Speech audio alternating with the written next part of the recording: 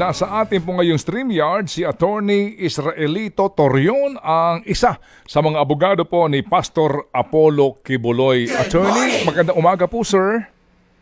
Hello, magandang umaga rin sa lahat ng nakikinig at nagmamasid ngayon sa inyong istasyon. Opo, salamat na marami, Attorney. Attorney, may panawagan po kay Pastor Kibuloy ang kinauukulan. This morning po, NBI Amina Kapanayam, Senator Bato de la Rosa, at maging mismo ho ang mga taga-gobyerno na kumaari ay sumuko na lang po ng kusa si Pastor para po harapin ang kanyang kasong kinakaharap po dito nga po sa Prosecutor's Office at sa trial court. Ano po ang tugon ng inyong kliyente?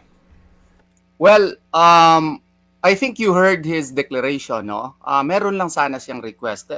Lahat naman ng mga kasama niya nag-surrender kaagad, no? No question about it when they learned that a warrant of arrest was already issued by the Regional Trial Court of Davao City. Sila Kapitan Crescente Canada, si Ma'am Ingrid Canada, si Jacqueline Roy, si Simanes, as well as Pauline Canada, immediately surrendered to the authorities. The only fear of Pastor Apollo Kibuloy, why he is not yet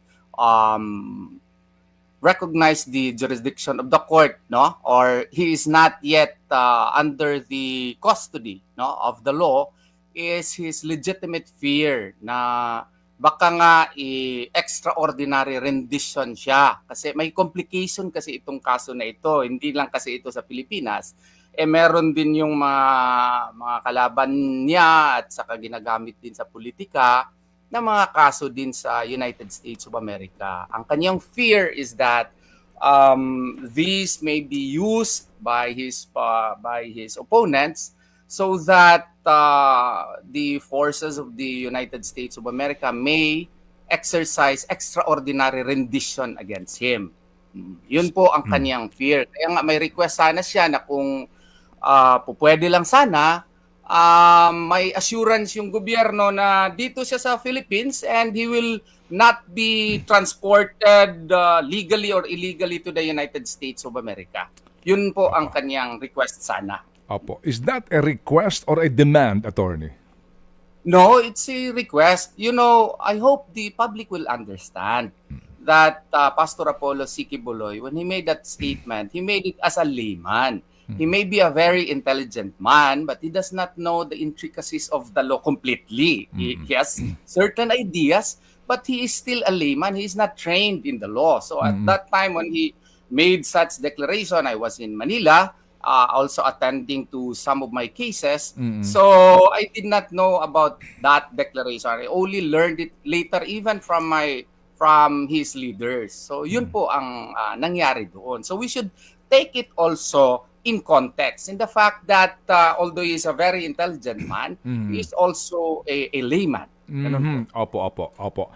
Ang atin lang pong basis attorney sa katanungan na iyon, dahil if I may quote, no, the good pastor, if you fail to give in written form these conditions from the office of the President, office of the Secretary of Justice, PNP, NBI, and CIDG, you will never see my face. Yun po sinasabi niya. So, attorney, yun hong fear ng inyo pong kliyente na baka siya,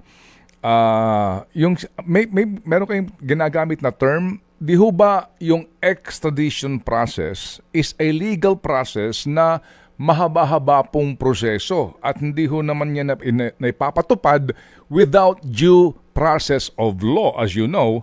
So ano pong basis mo para ka matakot doon, gayong hindi naman magagawa yan ng sino mang bansa na meron tayong tratado na agad mong damputin ng isang Pilipino ng gano'n na lamang po nang wala pong hindi dumaan sa proseso? Well, we are not talking about extradition, which is actually based upon the treaty. What he fears is extraordinary rendition, which is actually an extrajudicial process being practiced by the United States of America of, in layman's term, kidnapping certain personalities who harm U.S. interest outside and bring it to a country, third country, which laws are not so strict in so far as extra legal confessions are concerned.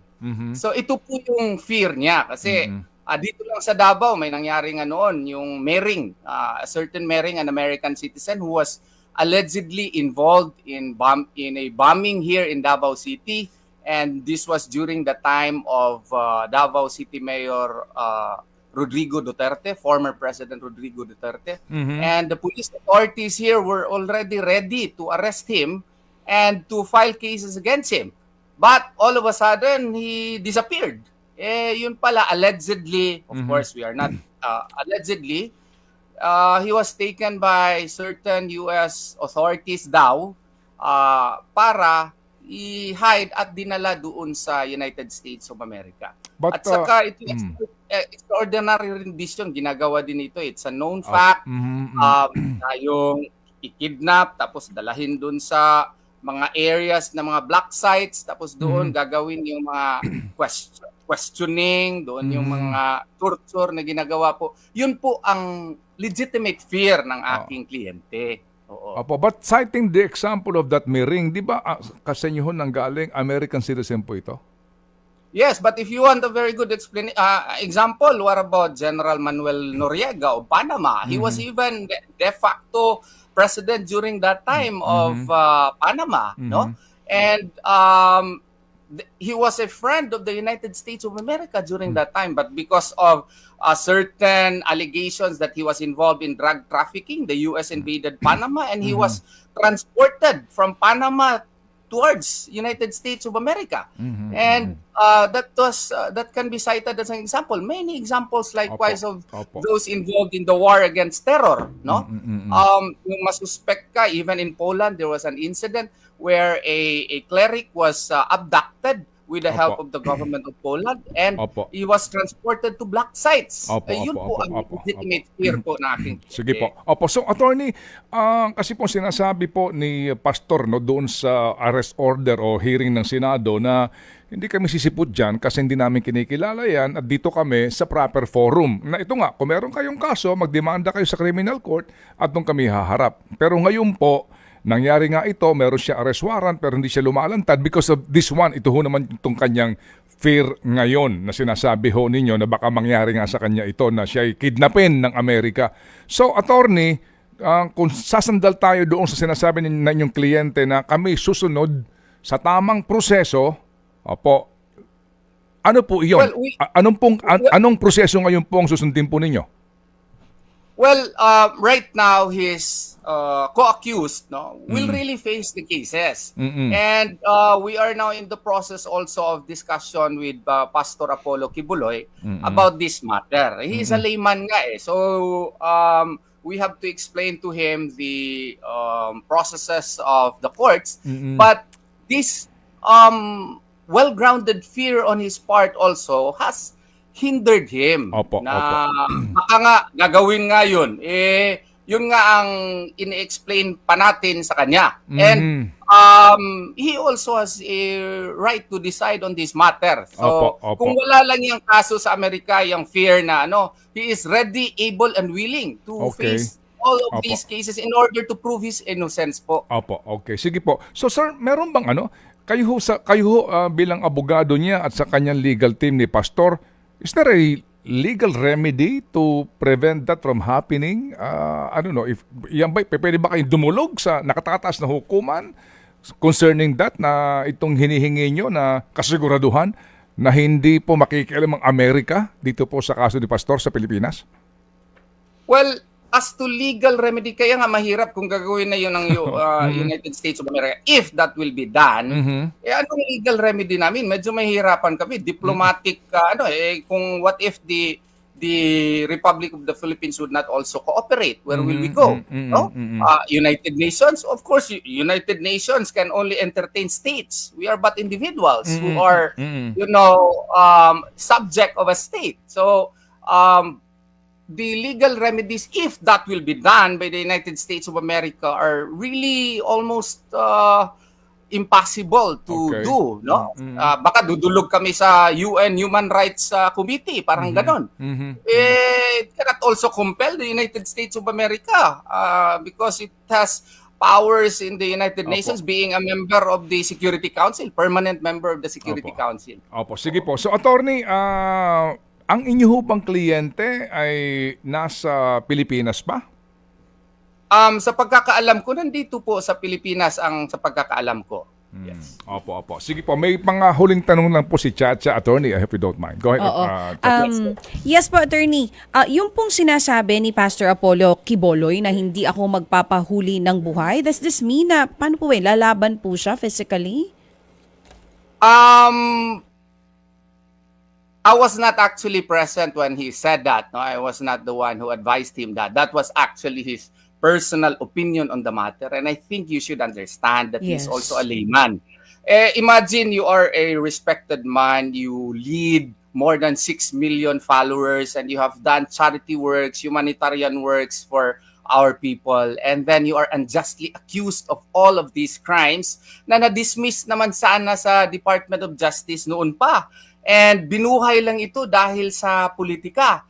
Yun nga ang nasabi niya. Bugso ng damdamin po yun dahil sa kanyang frustrations in the justice system of our country. I think we should give him some leeway.